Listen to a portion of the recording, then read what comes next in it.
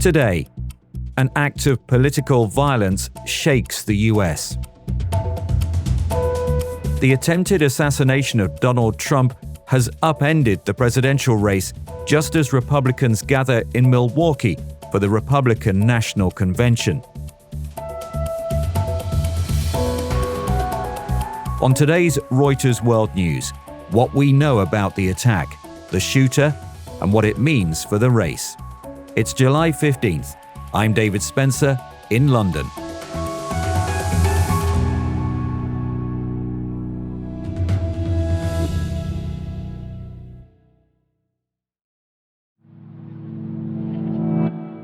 If you want to really see something that said, take a look at what happened. 11 minutes past 6 on Saturday evening.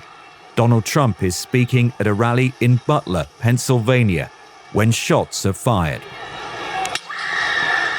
The former president touches his ear and takes cover. Then, panic and chaos. Security charge the stage. There are shouts and screams from the crowd. Stay under here. He's on top of the roof. Don't go over there. He's on the roof, buddy. Moments later, the suspect is shot dead, the all clear given. Trump emerges from a tight huddle with his security team, his face bloody, and then raises a fist in the air, shouting, "Fight, fight, fight," as the crowd erupts into cheers. Donald Trump is then taken to his car, still raising his fist. He was struck in the ear but not seriously hurt and is now in Wisconsin for the Republican convention. Speaking to US media, Donald Trump said the bullet that grazed his ear could have easily killed him, adding, quote, "I'm supposed to be dead. I'm not supposed to be here." One person in the crowd was killed and two others wounded. The rally attendee who died was Corey Comparator, who officials said died trying to protect his family from the hail of bullets.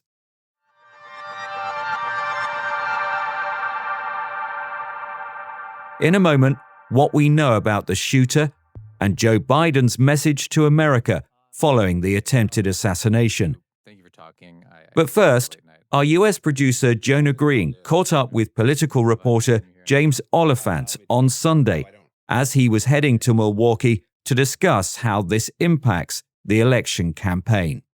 So tensions were already pretty high in the US, especially surrounding this election. What does something like this do to the campaign now?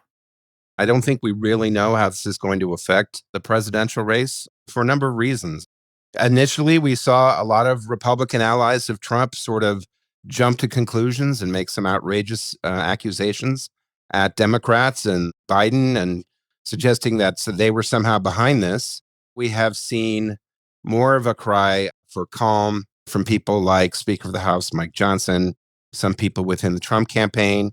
And Trump himself, at least not yet, he has not resorted to blaming anybody. So we're in a situation right now where there's a lot of potential for Trump supporters to become inflamed or enraged. This goes along with the narrative that Trump has always tried to sell them, which is someone's out to get me, and since they're out to get me, they're out to get you.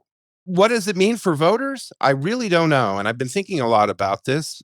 Because the natural thing to say is, oh, there's going to be a boost in sympathy for Trump. We saw this way back in 1981 with, say, Ronald Reagan when he was shot in Washington. But I'm a firm believer that campaigns generally revert to their standard selves for long. And certainly with this race, we've seen the hush money trial, his conviction, we've seen the debate, and the parameters of the race have not shifted dramatically.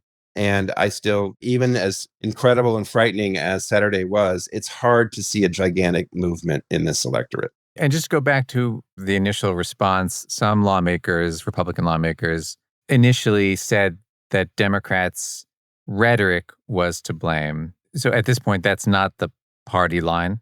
That is not the predominant response today that we are hearing from the Trump campaign, from senior Republicans. They are trying to lower the temperature. They know the potential exists for perhaps more violence. And they're going to their convention. This is a very choreographed affair that is supposed to culminate with a lot of people feeling good about the nominee. And the last thing they want is it to be marred by episodes of violence, from either side. The shooter has been identified as 20-year-old Thomas Matthew Crooks from Pennsylvania.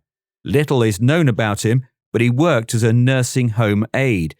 The FBI says that his social media profile does not contain threatening language, nor have they found any history of mental health issues. They said he acted alone and have not identified a motive. Crooks lived about an hour from where the shooting occurred and was a registered Republican, but as a 17-year-old made a $15 donation to a Democratic Party cause. Around the world, leaders were quick to condemn the shooting. Justin Trudeau said he was sickened, and Germany's Olaf Scholz called it despicable. In Japan, where the former Prime Minister Shinzo Abe was assassinated almost exactly 2 years ago, Prime Minister Fumio Kishida said countries must stand firm against any form of violence that challenges democracy. And that was a message emphasized by President Joe Biden as he addressed the country from the White House on Sunday. I want to speak to you tonight about the need for us to lower the temperature in our politics. And to remember, while we may disagree, we are not enemies. We're neighbors, we're friends, co-workers, citizens, and most importantly, we're our fellow Americans. We must stand together.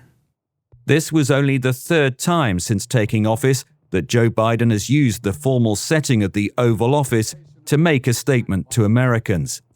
In a 7-minute address, he said the shooting, quote, calls on all of us to take a step back.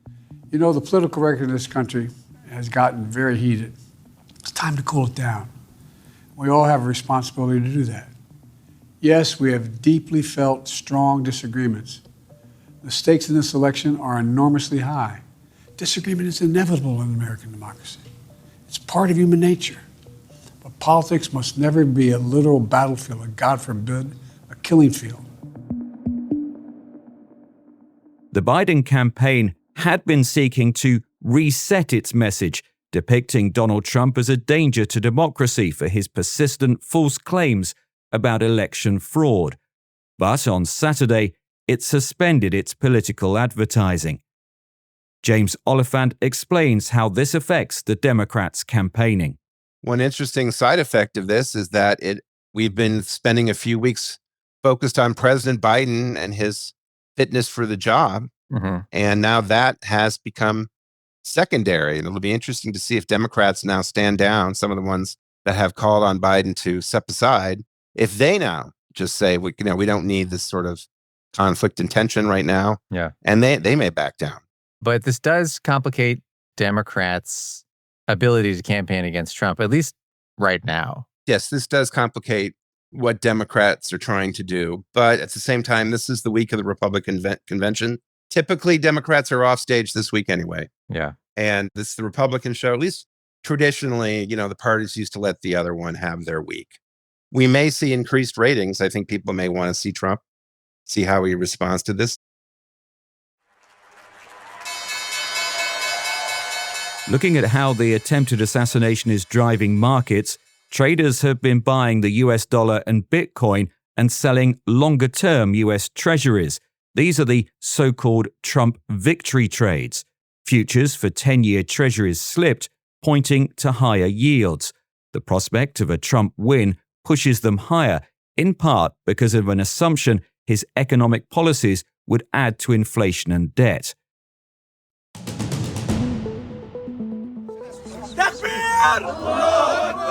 Protesters marching in the West Bank on the weekend. After an Israeli airstrike killed at least 91 people in a designated humanitarian zone in Gaza. It was one of the deadliest attacks in weeks. Israel said Saturday's attack in Khan Yunis was targeting Hamas military chief Mohammed Deif. Hamas says Israeli claims that it was targeting leaders of the group are false and aimed at justifying the attack. After a bumper sports weekend, double celebrations in Spain. 21-year-old Spaniard Carlos Alcaraz won his second Wimbledon title, beating Novak Djokovic in the final for the second year in a row. And Spain clinched a 2-1 victory over England as they won the Euro soccer final in Berlin. At the Copa America, Argentina retained their title, beating Colombia 1-0 in Miami.